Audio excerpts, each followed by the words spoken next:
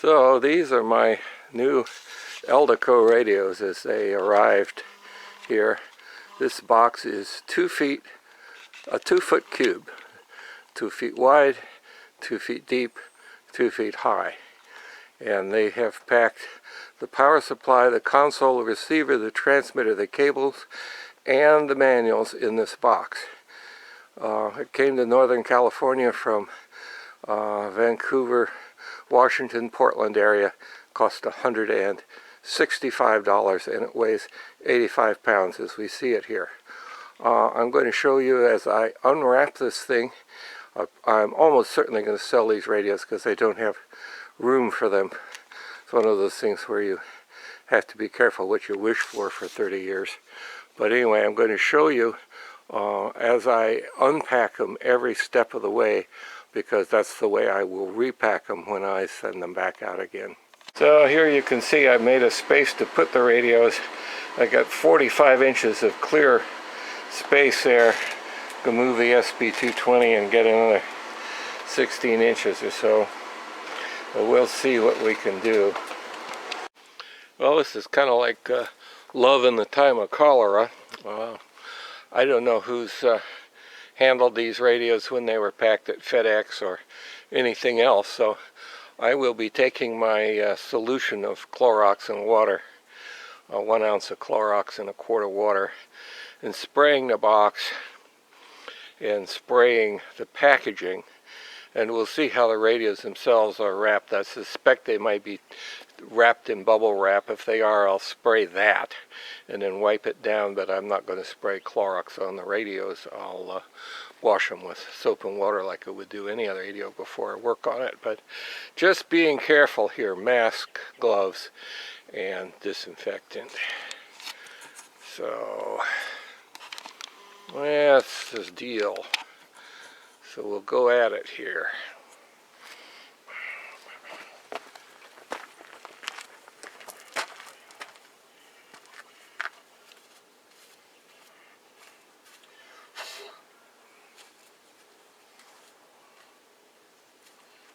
Gloves have it clean. Let's get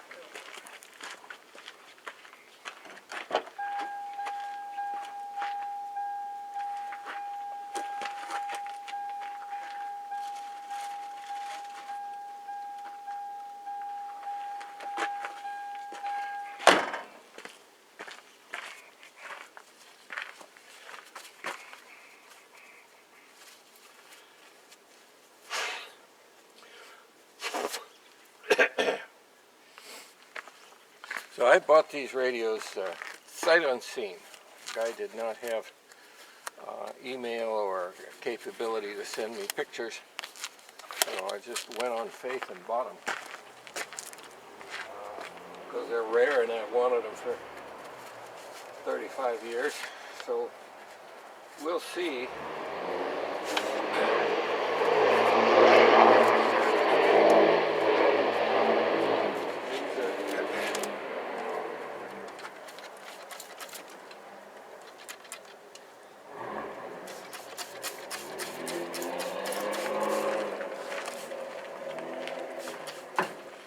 This box weighs 85 pounds. Let's see if this thing is aimed right.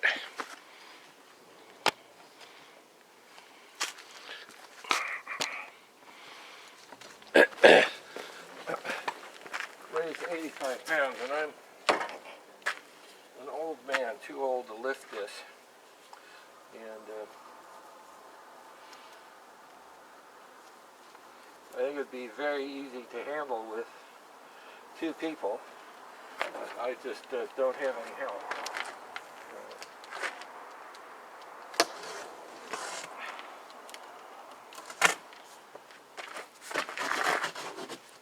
This came FedEx truck, and I put my truck at the foot of the driveway with the tailgate down. And there's a sign in the window that says, "Please put the box in the back of the truck." And they did. So I didn't have to lift anything. And everything will be taken out piece by piece, so there shouldn't be a single piece that weighs more. The power supply would be the heaviest, but probably nothing over 25 pounds, and the receiver and the transmitter shouldn't be very heavy. I'm going to mark this stuff.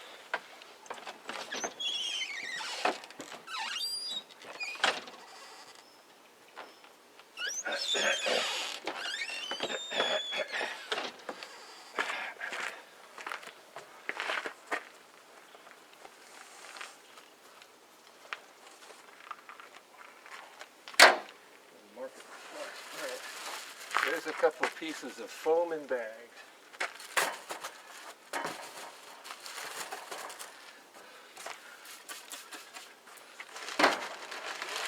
Some crumpled paper.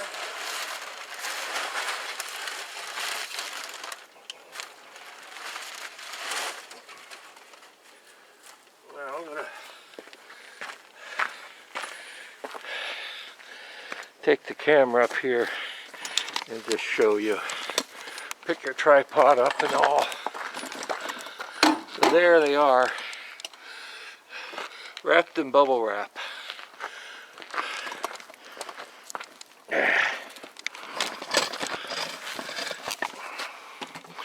So when these go to their new home, which they almost certainly will have to do, that's how we're going to do it.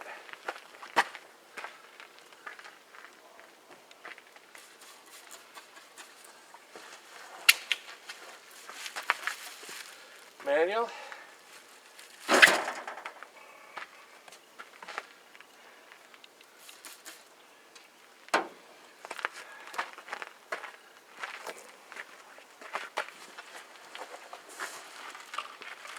This must be the console.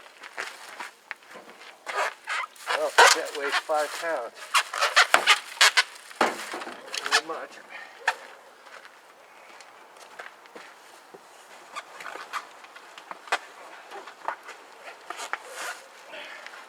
That's the power supply that was stupidly put on top of the radios. Well,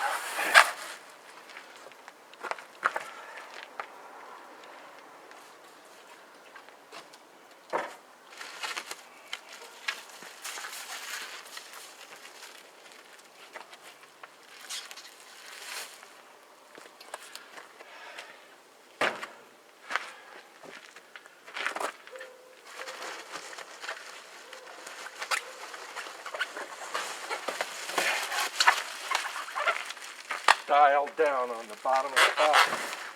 One thing for sure, the guy who shipped these to me did not watch and supervise the gal who passed them.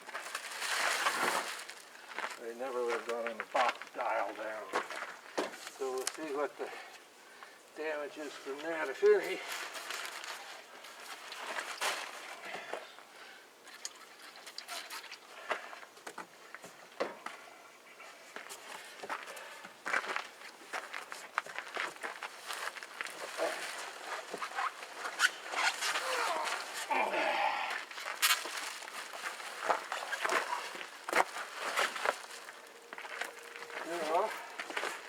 There we go.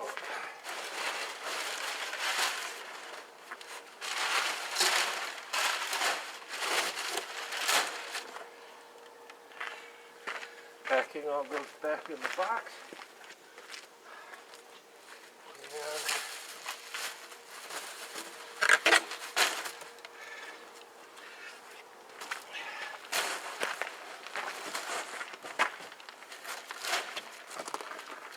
Store this someplace nice and dry for the next guy.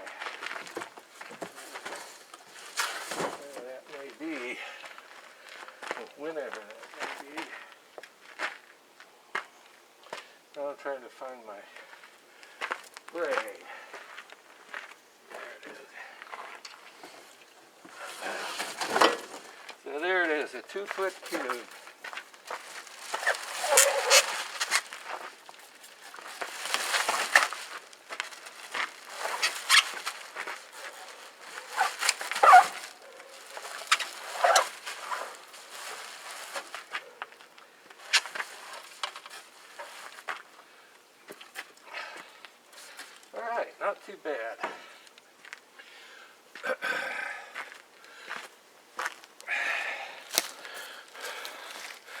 So the next step is just to carry them up the steps into the shack here and put them on the table. Well, okay, here we are. I got a bottle of hot water with dish detergent in it and a bag of what do you call it? Paper towels. And turn off the heater here so you don't have to listen to it. Garbage can. Usually I'll use a bowl and rags and sponges. But because of this virus situation, I'll turn the little monitor screen around here so you can see what's getting filmed or videoed. Because of this virus situation, I'm just going to use some disposable crap here for the outer part of this.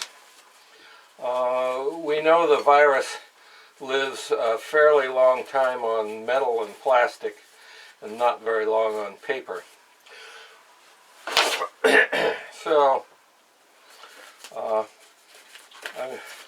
these outer packagings have all been sprayed with chlorine and water. So the next step in my mind is to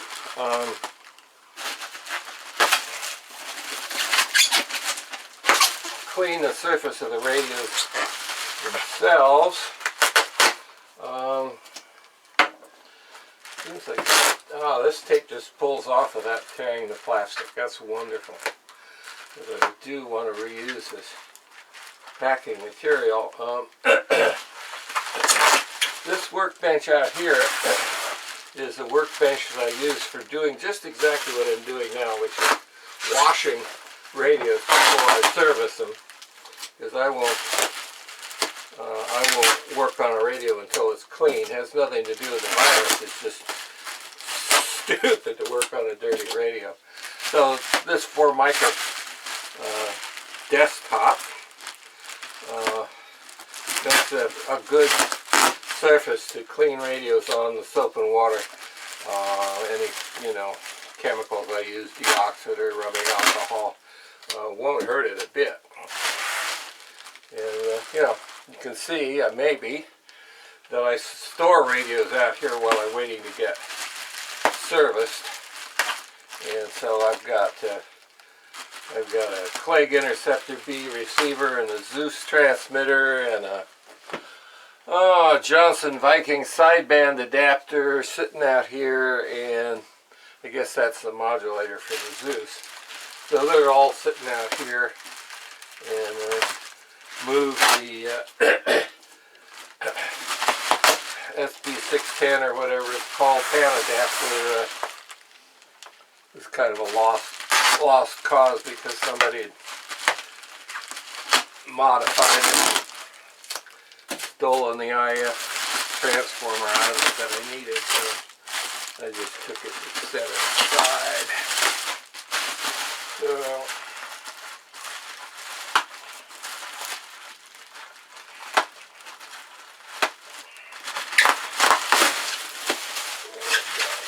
the trouble with this, I'm going to have to change these clothes, take a shower, I think, when I get done unwrapping this, because I'm not willing to spray the radios with chlorine because it's too corrosive. So, well, there we've got the transmitter. Isn't that nice? There she is. First look at it. Now these were represented to me as being in excellent cosmetic condition, and that certainly seems to be the truth. Yeah, man, these are nice. Okay, so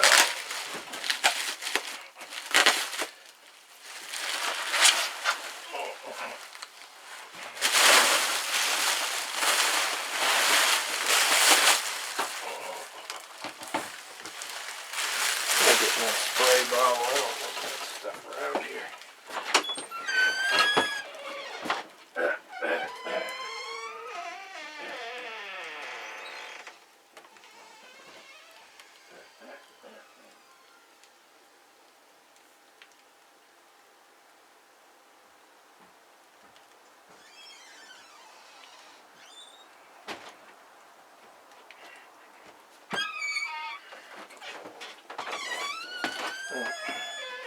Nothing comes into our house without being sanitized first. This may be the riskiest proposition around here in quite a while. So anyway, let's see if we can see this. This is a REL Reliant badged Eldico clone of a Collins S-line transmitter, and it's just gorgeous.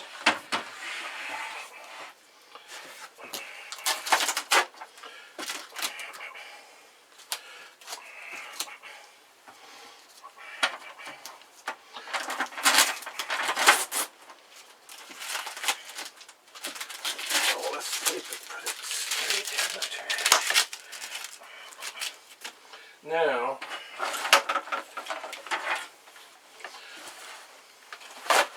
this is precautionary as much as anything. It's not real radio cleaning,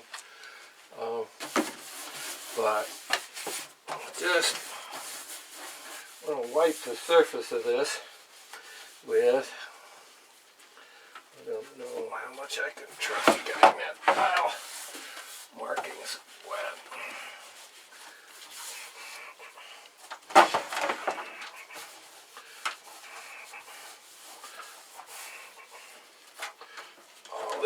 These things are gorgeous. Jesus, I'm about creaming in my jeans here.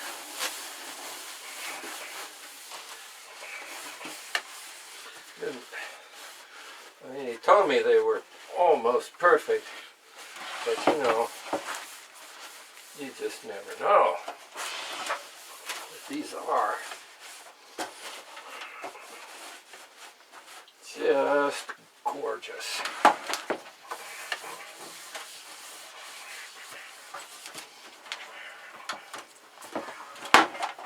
See, the screws are out of the cabinet.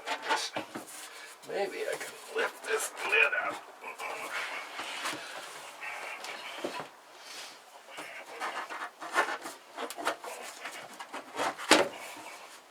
I think it liked it trip very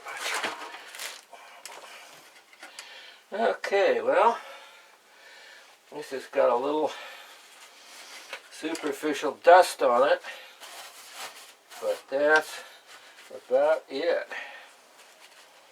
Very nice. Well, we'll do another video where everybody gets to take a good look in here.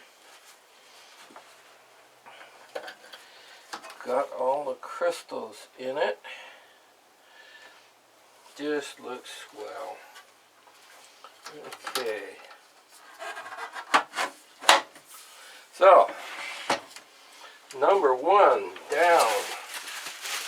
And extremely happy with that.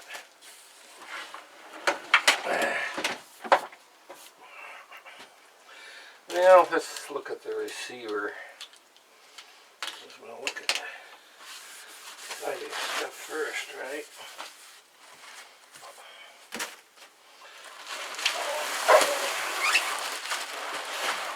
Same drill again.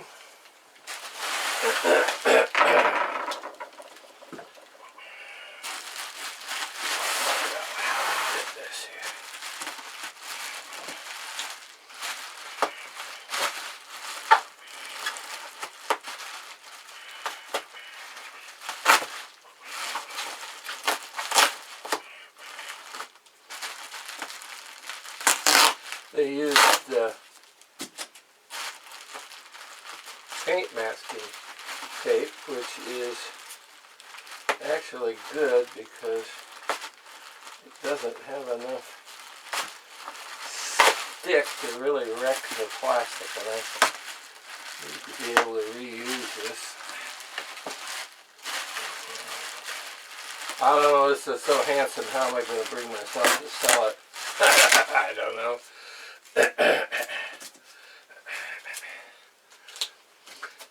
I first discovered these radios existed.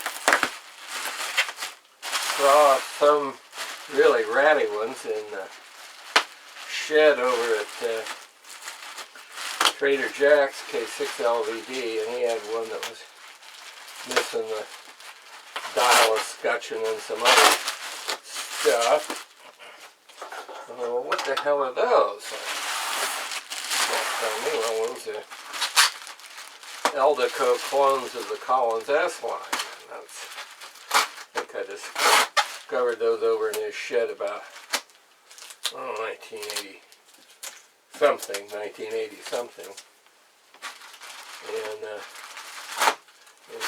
82, 85 in there somewhere. Yeah, of course, I coveted them ever since, but I never bought the ones Jack had. I figured I'd have it. This is pre-internet days and trying to find the missing parts was probably not going to be easier today, for sure. So I never bought them, and they're still sitting over there, rusting away in this tin shed.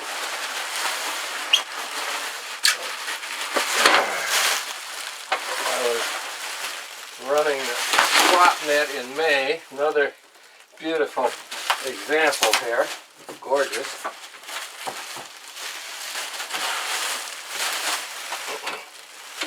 Running the swap net in May, and Larry up in Kansas, Washington came on and offered these. And I was a gentleman for about 2 minutes and couldn't jump all over them. And after I'd read the listing and nobody had made any queries, I told him I would buy them. Sight unseen. And so they stayed up at Larry's place in Washington for, well, from May until, this is almost the end of November here. And I thought it was going to be, I don't know, $320 or something to ship them. I didn't have the money to spend and didn't want to spend the money. And so there they stayed. Eventually I decided I had to bite the bullet and get the radios down here before one of us died. And called Larry up, and he took them down to the place to be packaged.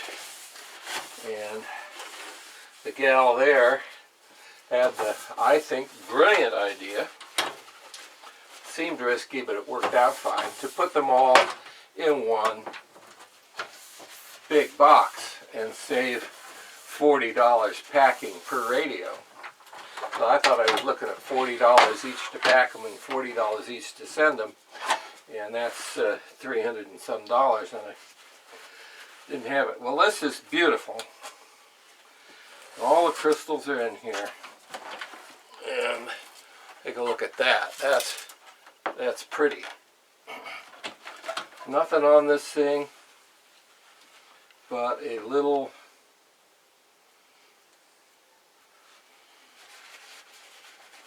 superficial dust. Very, very nice. I do not see, it says FL2 mechanical filter does not seem to be there. So I hope FL1 is under the chassis or something, and that's an optional CW filter. I hope, because I'd hate to think this was missing a mechanical filter, especially since the IF frequency is a little different than the Collins by about 100 kc. Well, anyway, there we are. Thing of beauty. Man, am I happy. So, not a scratch. Dials are perfect. Knobs are perfect. Everything is wonderful. God, the switches are even Nice. Oh man.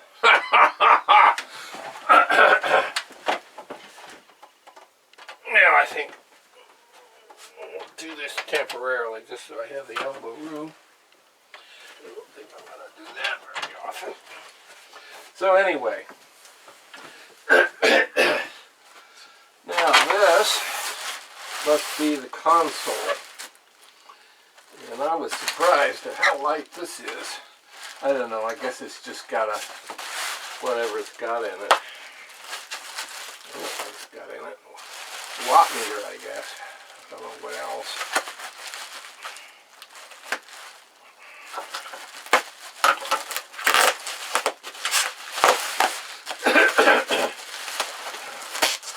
Showing my ignorance because I haven't had an S-line in 40 years. Never had one very long, and I've never read these manuals. I was hoping he would send the manuals down to me so I could study them, but that didn't happen, so here we are.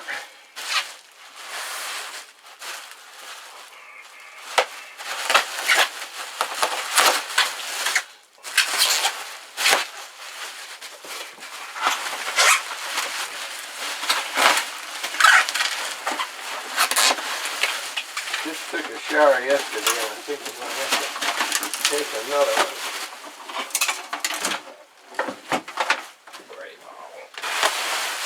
Sanitize.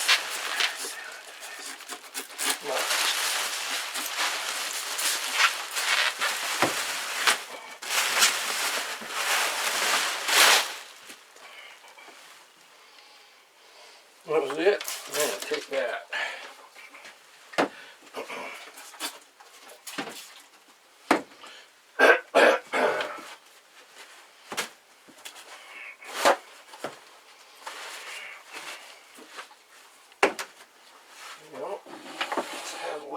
And see what this thing does.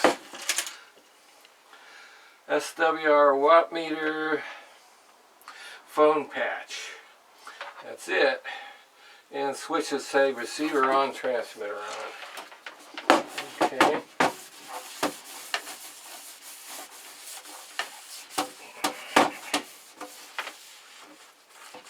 My guess is this is the rarest piece in the bunch.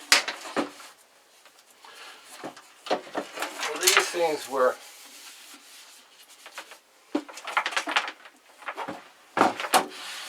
second sourced to the military in Cold War hijinks, where the military had Collins radios and all the embassies and everywhere else, and I figured, well, if the commies new council bluffs, what are we going to do? So the answer was we get another company to make functionally identical, that doesn't sound good, functionally identical radios. And so they got a contract to make these things. Of course, Eldico had been in business making single sideband stuff since the dinosaurs roamed the earth. There's a screw. And it was no stretch for them to make these things, and they pretty much follow the Collins architecture. I don't know that much about them yet. I guess the IF frequency is a little different, slightly different, maybe to avoid some patent infringement or something. But basically they're S lines with a different face on them. And but they're rare. And these are Reliant badge, so Eldico went in and out of business 2 or 3 times. And the third iteration, they were called Reliant. And it's the same principle, same factory, probably most of the same employees, just a different different badge. I think they went out of business, got more money, went back into business overnight or so. And so these have the REL badge on them. But if you look at the meters still all say Eldico on them. So there you go. That's the story of that. Let's take a look at the power supply. And despite them having packed the power supply on top of the radios inside the box, I don't see any signs of any damage. So let's hear it for steel construction. Anyway, what do? You get what you get. And I'm very pleased the condition is at least as good as advertised, which was near new. After 60 years, these are about as good, as close to near new as it's going to get, and it didn't get damaged in shipping, so my anxiety is not required. Anyway,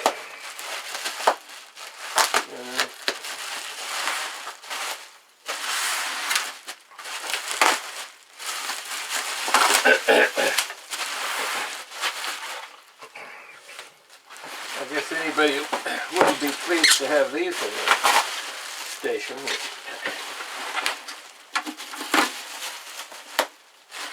Too young to know any better. That's heavy. As predicted.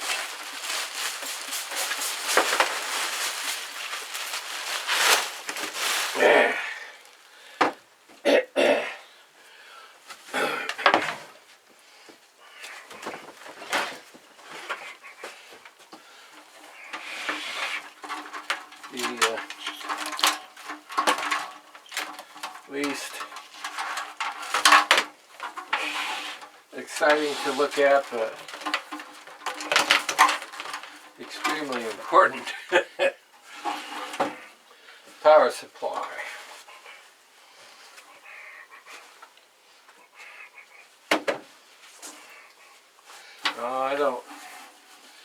I've seen the insides of this, but I don't know enough about a 516 F2 to know how different it is mechanically. I'm sure that in terms of function, you know, the output voltages and currents and all, it's probably not enough difference to write home about. But you know, inside there's a couple of power transformers, a big power choke, a bleeder resistor, some filter caps, and, you know, typical power supply crap. So there's all that. Yeah, I'm hearing enough rattling inside these things that everything is going to get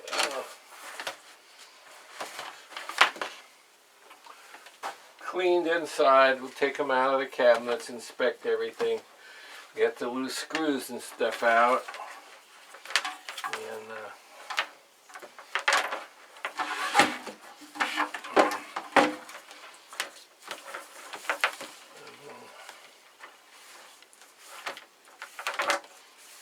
take a look at everything.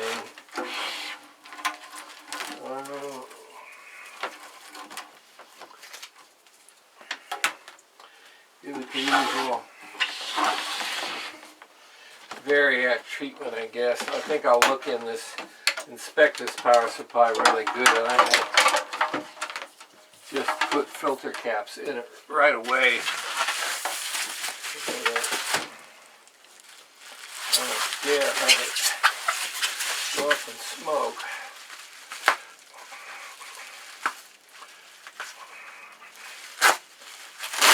Got the caps, and they're not expensive. Well, they're not cheap anymore, but anyway, I've got the caps, and I'm sure.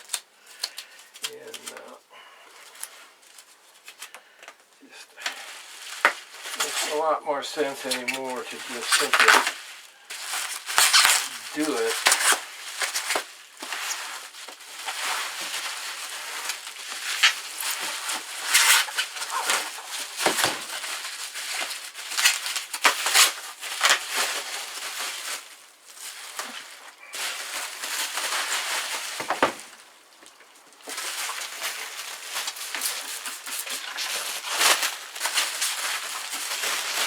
Well, this is plastic. I'm doing this because plastic holds the virus longer than just about anything. So plastic and stainless steel seem to allow the virus to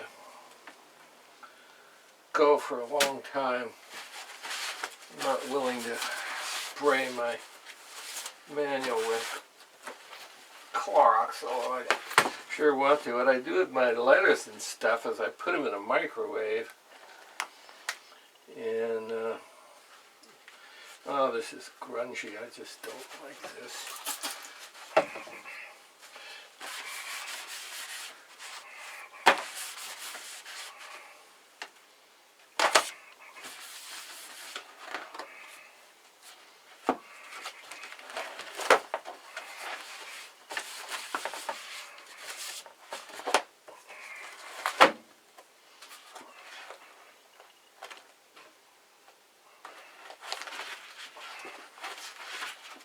Well, this dates it.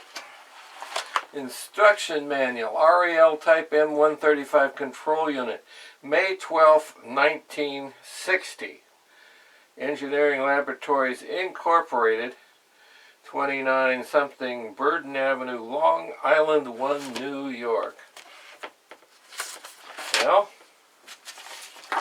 that dates it, doesn't it? Let's see what it says on the other one.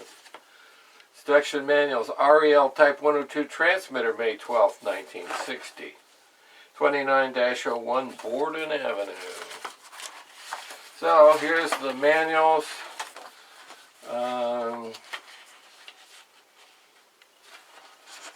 Operating instructions.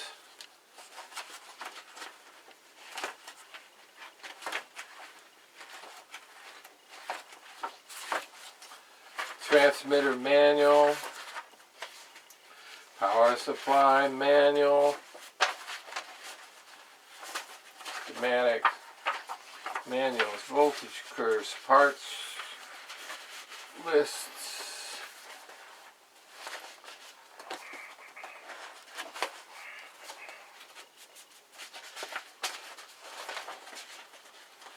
yada yada, control unit. That receiver, REL Type R104 receiver, May 12, 1960. So, all the service information that you could possibly require.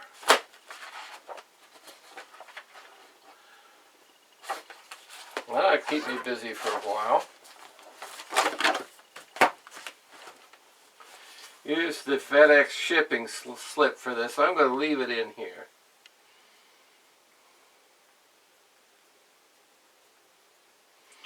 $132 was the freight for 82 pounds, and they charged $30 to pack it. Pack and ship service, fragile lard, 24 by 24. Scheduled delivery date 11/27. Well, it came on Saturday. I think it was a day late, but anyway. There we go. So,